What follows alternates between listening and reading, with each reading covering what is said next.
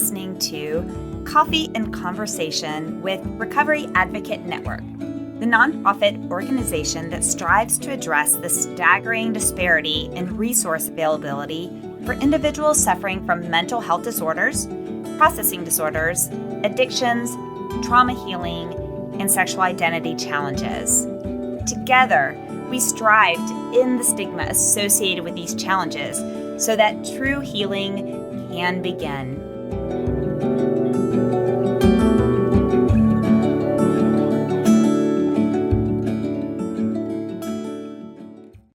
Welcome back to Coffee and Conversations Between the Lines Blog Club series. This is episode number 78, where Tara Karsian will read Joshua Young's blog post entitled Resilience and Second Chances.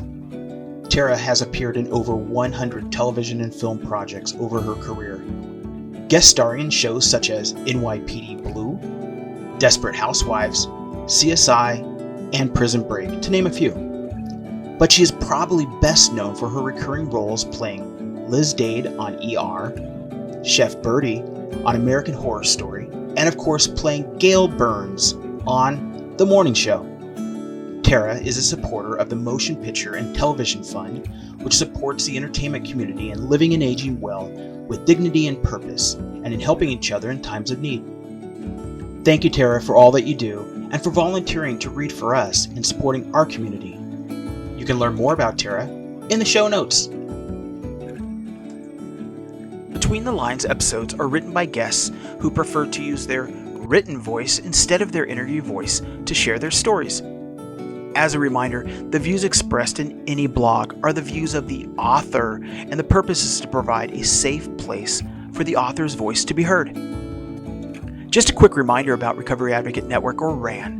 RAN's mission is to support individuals dedicated to their recovery journey, but facing challenges due to insurance loopholes. We are on the verge of funding our first bridge grants, which will provide crucial financial assistance to those in need. Your contribution, no matter how small, can make a significant difference in changing and saving lives. We are grateful to have you as a part of our community, so please consider visiting our website at www.recoveryadvocatenetwork.org and clicking the donate button today. So, what are we waiting for? Fill up your coffee, sit back, and let's get started. Resilience and Second Chances. Written by Joshua Young, read by Tara Karsian. As I sat in the dimly lit room, lined with worn chairs and the faint smell of coffee, I listened intently to the voices sharing stories of struggle and redemption. It was an ordinary evening at an Alcoholics Anonymous meeting, yet the atmosphere was charged with an extraordinary sense of hope and resilience. Among the various tales of recovery and self-discovery, one story in particular resonated deeply with me. It was the story of a 59-year-old woman celebrating her first year of sobriety, a milestone that marked not just a year free from alcohol, but a profound personal renaissance. She shared her story with us. 8 years ago, her life took a devastating turn. At the age of 50, she lost her husband to cancer, a man she had loved and lived with for 3 decades. The grief of losing her soulmate was overwhelming. In the face of this immense loss, she found solace in something that seemed harmless at first: alcohol. What began as a coping mechanism slowly spiraled out of control. Gradually, the occasional drink turned into a necessity, a companion in her loneliness, until her life revolved around it. The transformation was gradual but devastating. She quit her job, withdrew from social life, and let herself be consumed by a routine of drinking and watching TV, alone. Her health deteriorated.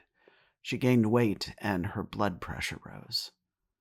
She isolated herself from friends and family, cutting off all the ties that reminded her of a life once filled with joy and companionship. This was her existence for 8 years. Lost, aimless, and submerged in a sea of despair.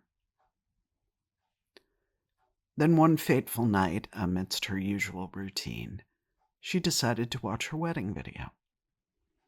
Perhaps it was a search for a fragment of happier times, or maybe just a desire to see his face again. As she watched, tears streamed down her face. But it wasn't just the sight of her late husband that moved her. It was his words. In the video, the videographer asked him why he had fallen in love with her. His response was a poignant reminder of the woman she once was. Oh, she is the most beautiful, strong, and resilient person I have ever met, and her passion towards life is so infectious. Hearing those words was a wake-up call. She realized how far she had strayed from the woman her husband had loved so deeply.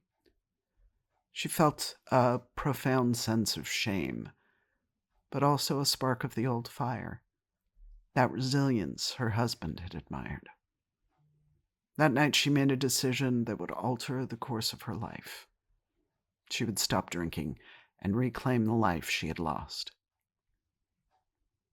The road to recovery was neither quick nor easy. It began with acknowledging her problem, seeking help from a therapist, and consulting a doctor to address the physical toll her addiction had taken. Most importantly, she reached out to her friends and family who enveloped her in support and love. Alcoholics Anonymous became her refuge, a community where she found understanding and shared strength. Now, sitting here listening to her share her story of 1 year of sobriety, I am profoundly moved. Her journey speaks of the power of second chances and the human capacity for resilience and transformation. At 59, she embodies the truth that it is never too late to change, to start over, to find new meaning and purpose in life. Her story is not just about overcoming addiction. It is about rediscovering oneself, about the beauty of waking up each day and choosing to live fully, passionately, and consciously. Her renewed passion towards life serves as a beacon of hope for all. It underscores a vital message. No matter how far one might stray, the path back is always there, waiting to be taken. Recovery, she shows us, is not just about abstaining from a substance, but about reclaiming the essence of life itself, its joys, its challenges, and its infinite possibilities. I'm writing this blog after returning home from this meeting, and as I reflect on the stories shared in that humble room, I am reminded of the incredible strength each person carries within. Like the phoenix rising from its ashes, every individual at that meeting tonight, including myself, is on a journey of rebirth. Inspired by the courage of a woman who at 59 embraced her second chance with open arms, I feel renewed faith in the power of resilience and the promise of a new beginning, no matter the age.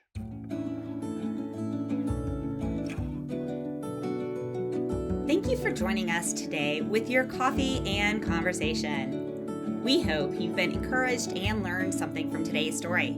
To learn more about today's guest, please check out our show notes for more details.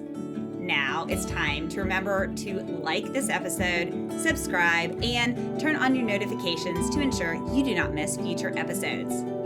Recovery Advocate Network envisions a world where individuals with mental health challenges receive comprehensive and effective treatment without the worry of financial burdens to themselves or their families, all without the stigmas often present in society. We are proud that every individual worked with RAN does so on a 100% volunteer basis. You can support the mission by making a financial donation via PayPal or Venmo, or email donate@recoveryadvocatenetwork.org if you would like to donate items for our next fundraising auction. Please visit our website at www.recoveryadvocatenetwork.org to learn more. Now, Stay in the loop about upcoming events, future episodes, and more by following us on Facebook, Instagram, Twitter X, TikTok, LinkedIn, and all major podcast platforms.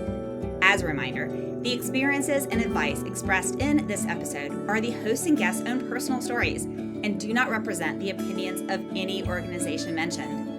RAN is passionate about opening the doors for all voices and experiences, not just those expressed in any particular podcast.